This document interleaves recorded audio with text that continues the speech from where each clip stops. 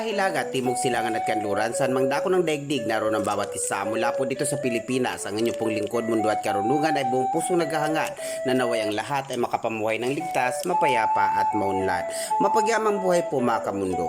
Ayon po sa lumang gabay na pinagtibay ng sinaunang lihim na karunungan at kaalaman ng sinaunang Asyano, ang mga tao magpapatayo ng bahay sa buwan ng Mayo ay nakatakdang magkaroon ng hindi magandang estado ng kalusugan.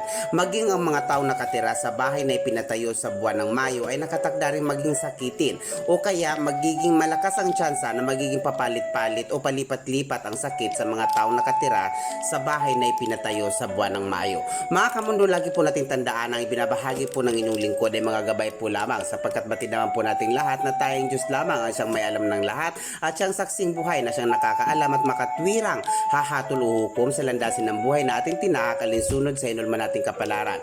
Ito po ang mundo at karunungan na lagi po nagpapaalala ang patuloy po nating pangalagaan at pagmalasakitan ng kalikasan maging mga aso at pusa upang araw-araw nating mabatid ang balansing enerhiya ng ating kapaligiran. Mga kamundo, mahal ko po kayo. Lagi pong nating hanapin ang mga bagay na makakapagpaligaya sa atin. Mahal ko po kayo. Maraming salamat po.